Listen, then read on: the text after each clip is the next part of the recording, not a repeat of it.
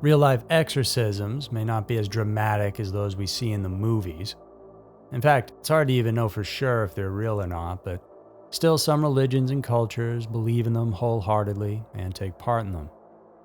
Whenever you're ridding a human body of evil spirits, whether real or perceived, the outcome can sometimes be devastating.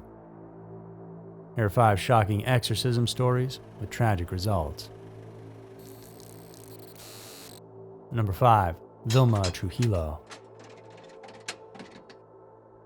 In the dark underbelly of Nicaragua, you'll find organized crime and corruption, which means, especially in its more remote regions, a fair share of nasty violence.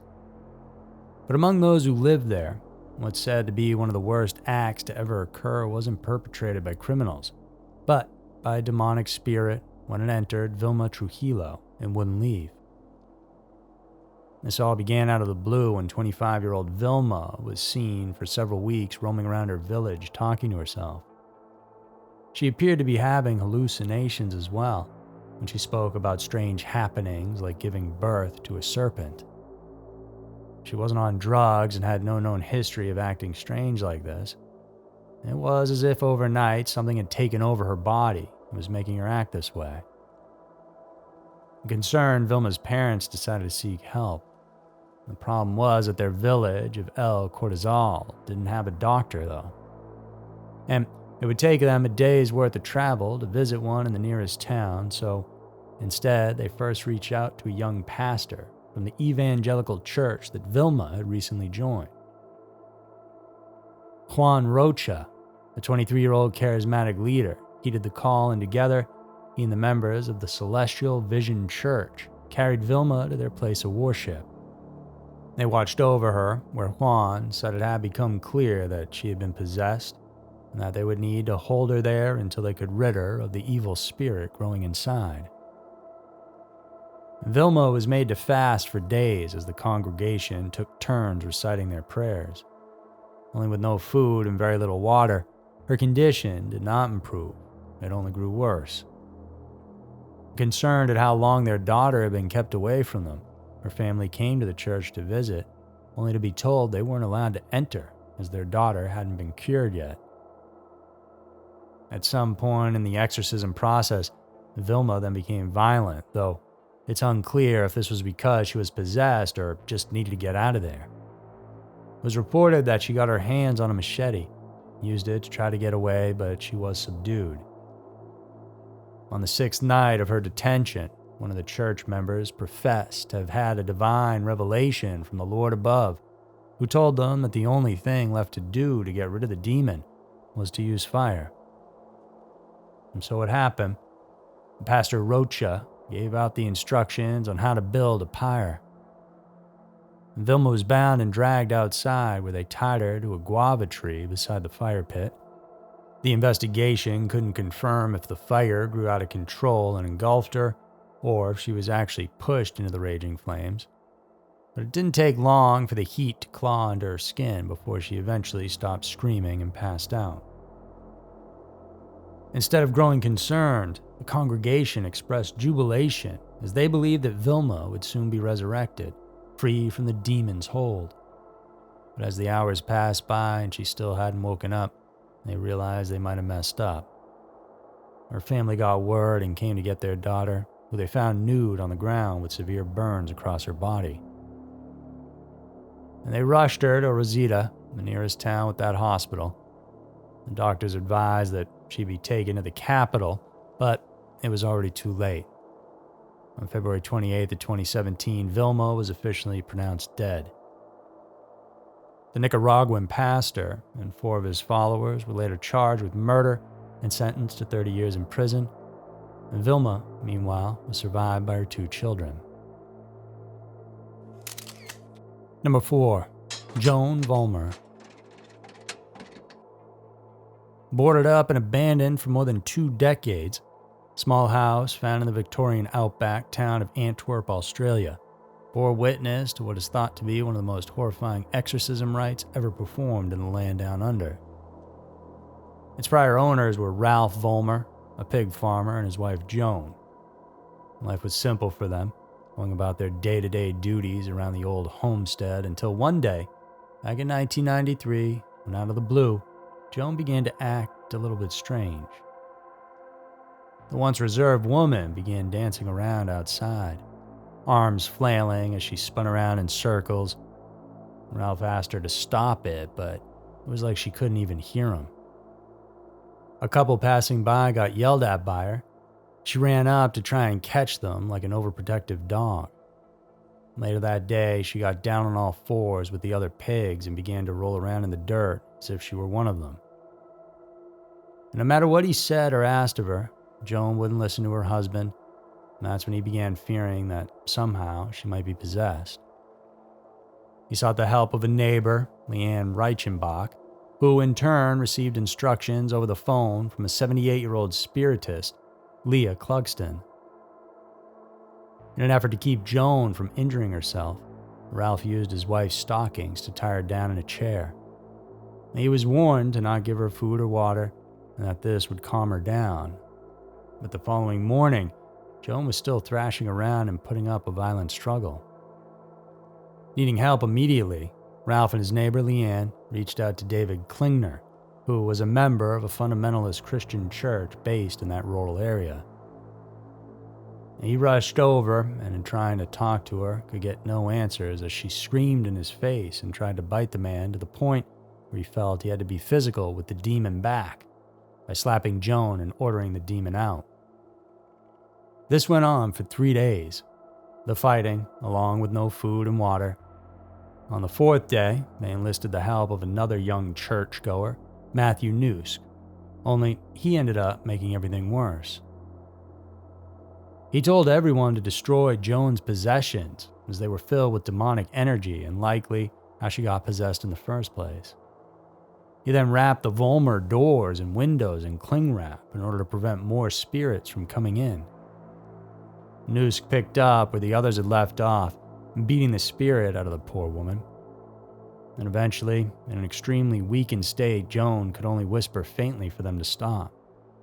They continued, though. Another churchgoer suggested they needed to push the demon out, so they laid her down and essentially crushed her body in an attempt to squeeze it from her feet all the way out of her head. She practically died in the process and went limp. The group waited and prayed, believing she'd bounce back and be resurrected. They waited for another 2 days for their senior exorcist to arrive. When Clugston came, they once again prayed over the now decaying body. Obviously, it didn't work. They then called another minister for guidance. Appalled and alarmed at what he saw, he called a doctor who in turn alerted the authorities over what he discovered. The police immediately arrested and charged the four, Nusk, Reichenbach, Klingner, and Ralph Volmer of manslaughter. For undisclosed reasons, the accused individuals were convicted and sentenced with paltry sentences. Reichenbach and Klingner were both given no more than a couple of months jail time. Meanwhile, Nusk, who committed the most violent acts on Joan, and Mr. Volmer, who was believed to have orchestrated his wife's torture and death, walked free on wholly suspended sentences. After a short while, Volmer sold the house and moved out to Queensland to live with his new wife. So, did they all really believe they were helping someone who was possessed? Was it some sort of mass psychosis situation? Or was Ralph really the mastermind behind a unique way to get rid of his wife for good? Number 3. Jocelyn Guzman Rodriguez. In 2011, a man named Eder Guzman Rodriguez believed that his daughter, Jocelyn, had a demon inside her. It was November 23rd, and the 30-year-old father claimed that his daughter wasn't acting like herself. In his statement later on, the exact thing he said he witnessed was his 2-year-old little girl gesturing at him as if she wanted to fight him. Of course, this could only mean one thing in his eyes, that the baby had to be possessed. Eder decided that he needed to perform an exorcism right there and then at their home in Floyd, Virginia.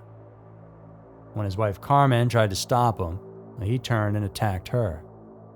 Eder strangled her to the point of unconsciousness, and with her out of the way, the man began the horrifying rites. It got so loud that neighbors called the police, and by the time officers from the Floyd County Sheriff's Office arrived, it was too late.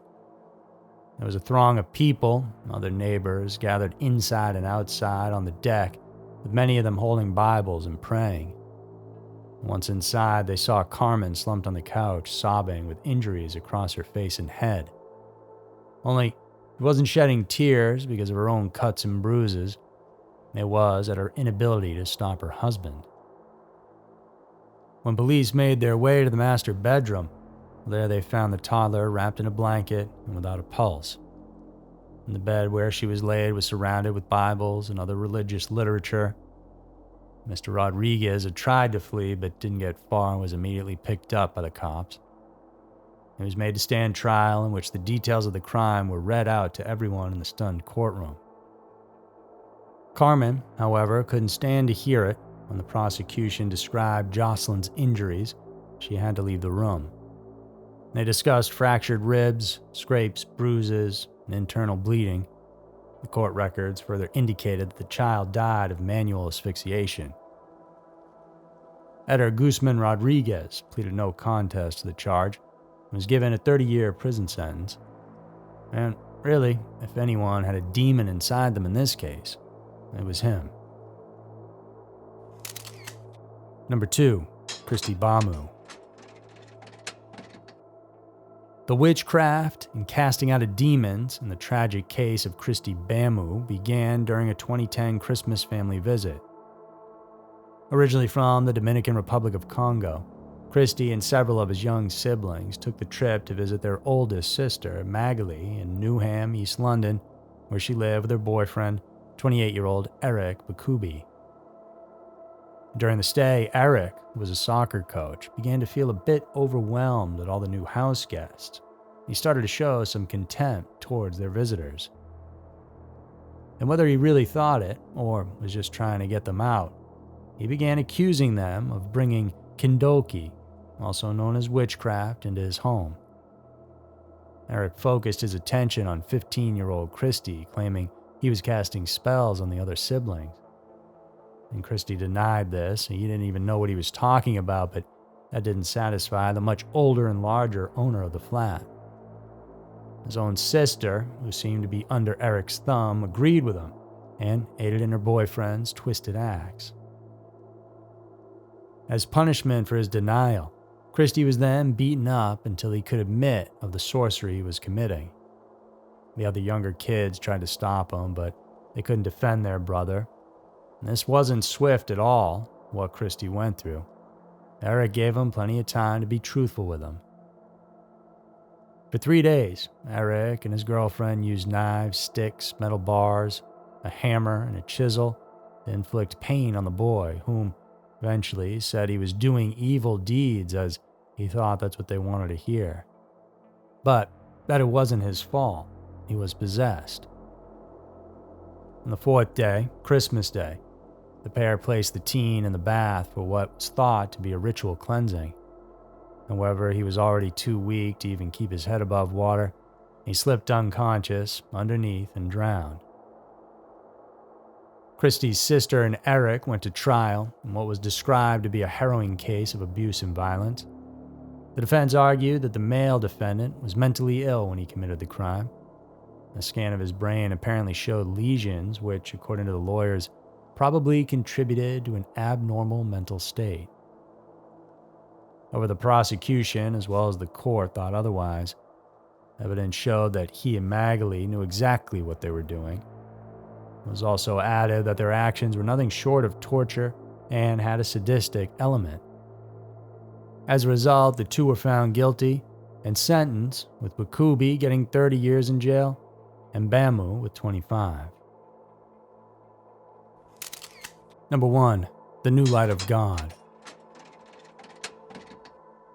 Right in the heart of a jungle in the northwestern region of Panama, some 150 miles from the nation's capital, lived an indigenous group called Ngabi Bugle. And this remote community, which not many knew about, was surprisingly brought to the widespread attention of everyone in the nation following a disturbing occult ritual. In January of 2020, a prosecutor's office was alerted over the report of 3 villagers who made their way to a local hospital seeking treatment for injuries they incurred back in the forest. They spoke about several other individuals and families that were being illegally held by an indigenous sect. Authorities set out to conduct an investigation, and that's when they uncovered the shocking things happening deep in the dense jungles. On board a military helicopter, Panamanian operatives arrived at the hidden Caribbean community. And there, they found the local cult known as the New Light of God that had infiltrated the natives. The group was reportedly performing exorcism rituals inside a makeshift church located on a ranch. With the subjects being none other than the entire congregation, none of them were possessed by demons, and these acts were preventative, a way to purge them of all their sins. The ordeal had been going on for several days, and unfortunately, had resulted in several fatalities. And 10 of the lay preachers who were found in possession of machetes and knives were accused of torturing, beating, and burning the churchgoers. They were also blamed for the deaths of multiple individuals, most of whom were children. About 2 miles away from the church, the authorities were led to a freshly dug mass grave. Buried inside were the corpses of 6 kids and 1 adult. Upon further questioning, they learned that 5 of these minors were children of a pregnant woman who also perished alongside them. And the other one was a 17-year-old female neighbor. While the cause of their deaths wasn't specified, officials believe they were among those who suffered at the hands of the church elders, one of whom was the children's grandfather. The local prosecutor said all of these rites were aimed at killing them if they did not repent their sins. The police freed around 15 people who were found tied up and beaten with wooden cudgels and Bibles. And with 10 leaders being held responsible for the entire situation, the cult had reportedly been preying on local villagers for 3 months before the police had got to them. The authorities believe all 15 people would have eventually met the same fate as those who were found buried if they hadn't been tipped off. There were 5 shocking exorcism stories with tragic results. If you guys enjoyed this, remember to subscribe so we can hit you up with new content. It's 3 new episodes every single week. Thank you so much for stopping by. You guys watch your backs out there. I'll see you soon.